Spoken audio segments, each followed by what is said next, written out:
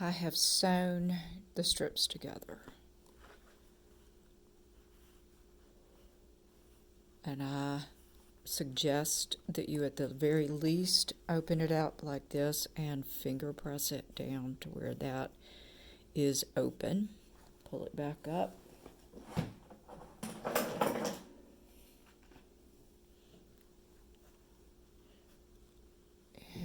And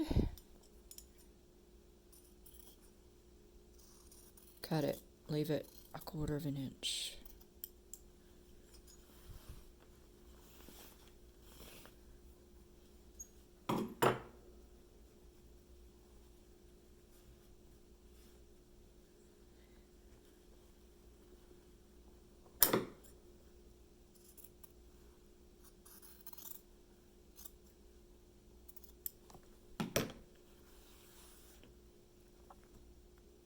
You want that to be opened up. You will press that with your iron. That's the next step.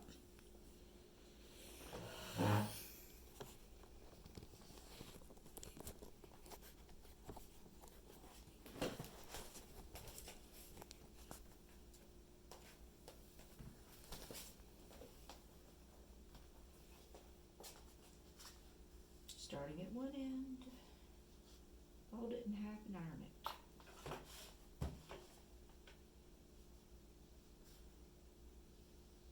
And when you get to that join, hit the wrong side with the iron.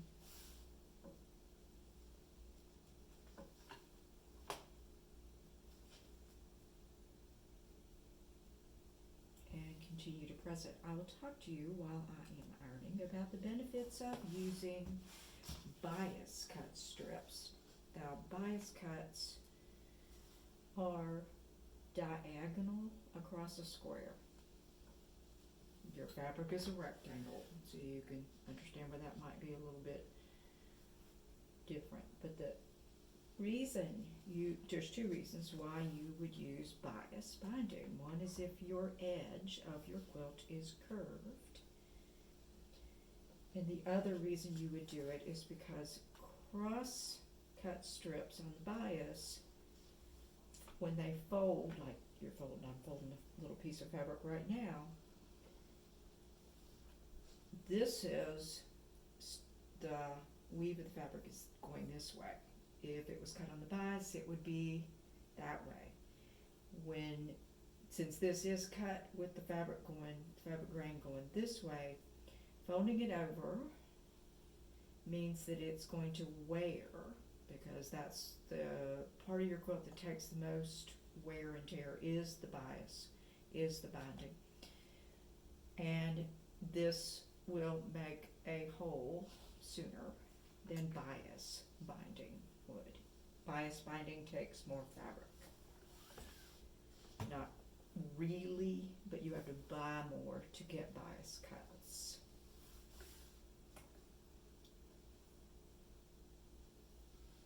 Now, I'm going to sew this to my quilt. Try not to drop my camera phone in the floor. And wrestle with this thing. And because I want to show you how to turn a corner, you're gonna have to put up with an extremely long video here.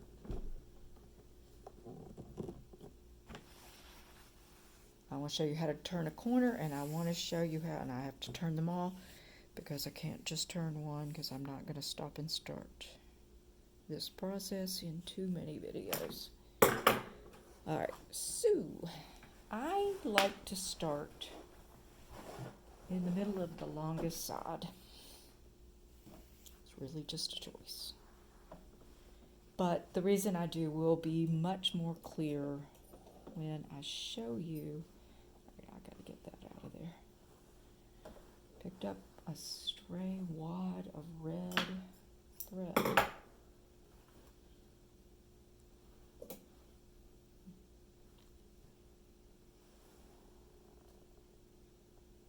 This is what blind people have to do in order to thread their needle. All right, give yourself room so that when you do the join, you have plenty. Although I usually end up having to rip out some of my stitching. 1/4 of an inch.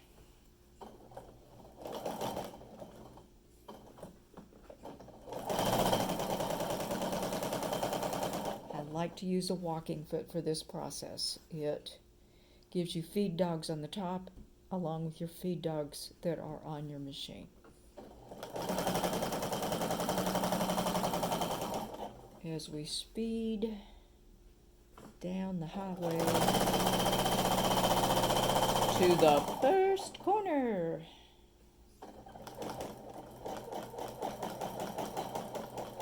All right.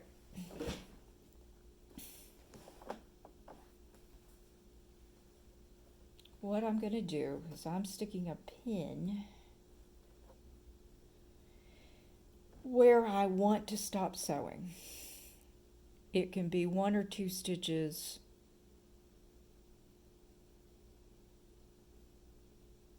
you can stop sewing 1 or 2 stitches before 1/4 of an inch from the end, but not past. If you sew past it, you just have to clip those threads. Just clip 1 or 2 and then you're okay. All right, so that's where I want to sew to.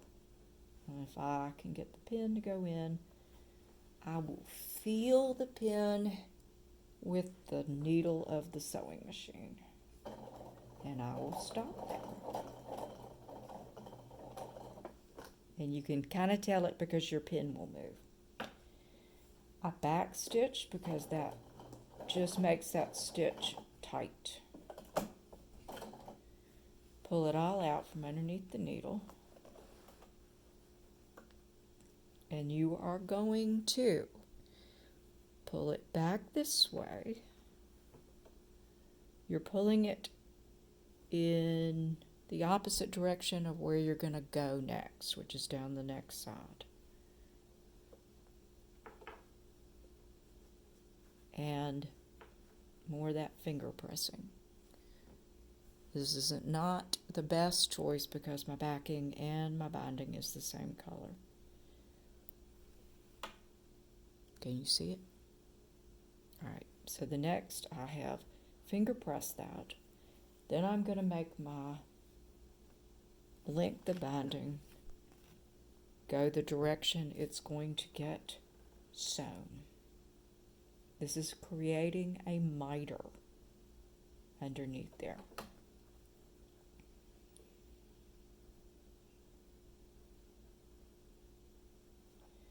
You can see that what I want is for that and that to be even. So I just fiddle with it until I get it there. And that's when sometimes I end up having to clip a thread or something underneath.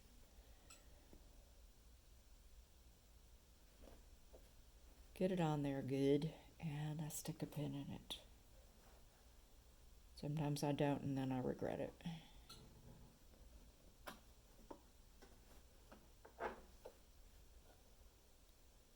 See, it's all lined up. I'm going to start sewing right there. I'm not going to clip that thread. There's no reason to.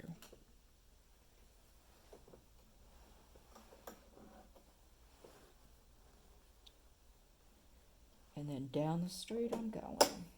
And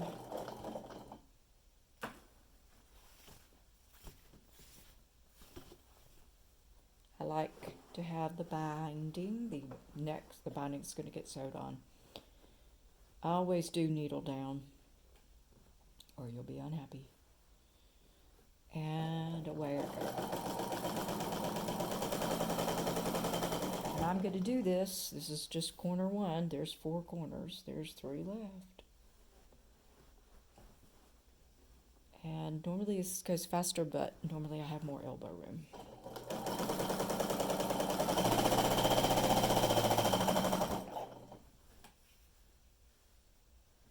And this is what you don't like to have happen, which is have your join end up right in the middle of your mitered corner. But that's just the way it did.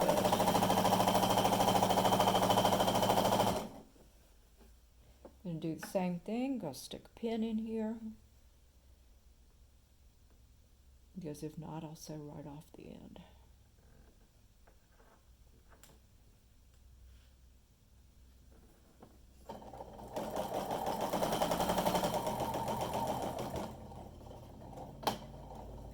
You heard it that time.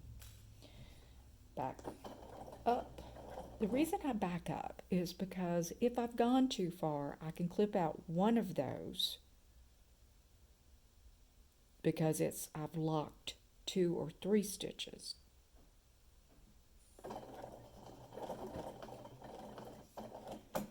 Okay, you can see that right there. Maybe you can see, maybe you can't. Right, that's my join. I didn't want it there. All right, so that's the direction I'm going to sew next, that way. So to miter this, it's got to go this way, which is the opposite way of the way it's going to get laid down. Finger press, flip it all that way.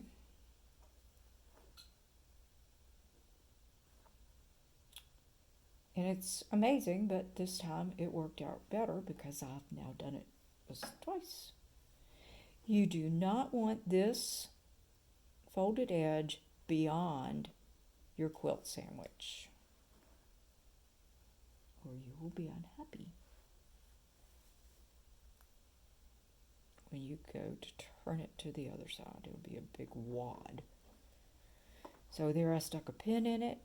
I'm going to pull it around and start sewing. It really is beneficial to check to see if your folded edge is lined up with the edge of your quilt sandwich. And I do recommend taking your pin out and not sewing over it. Now I need to pull the whole thing into my lap.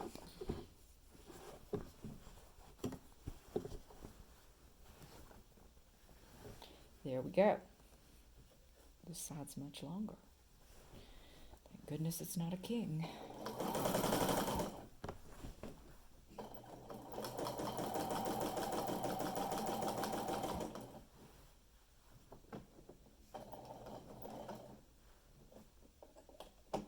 It's gotten all wadded up.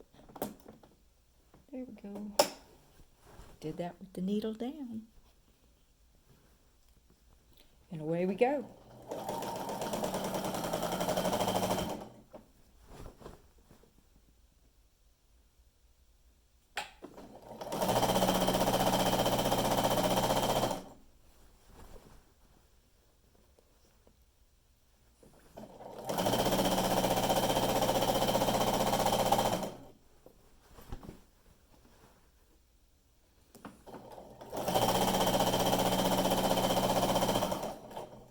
I'm going to do one more and then I'm going to stop and I'll make a second video that will show you how to make your join the ends of your continuous binding together and how to sew it down.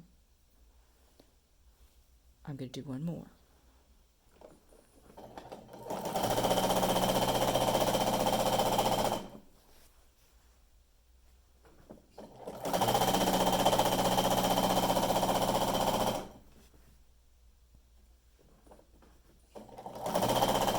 One of the things I will mention is that to sew a straight line, you have to look at something. I do a little bit better, I look over here. I also am keeping control of my quilt sandwich by having hold of it back here. And then it doesn't go, because what'll happen a lot of times is when you turn a corner and 3/4 of your big, long, huge twin-size quilt falls in your lap, then you're really fighting keeping a straight edge. and on your binding, it's nice if your edge is straight, your sewn edge. Okay, here I am. Almost forgot. Stick my pen in there. Kind of got a little carried away.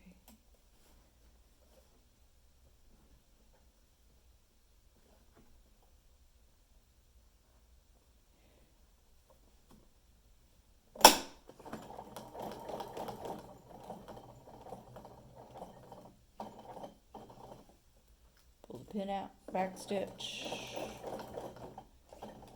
Okay, take it out. Flip it that way. Finger press it.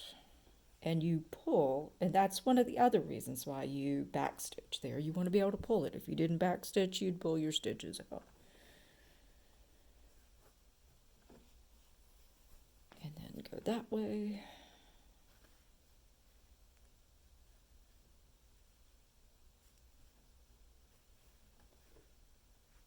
And there we have it again. The only pin I own.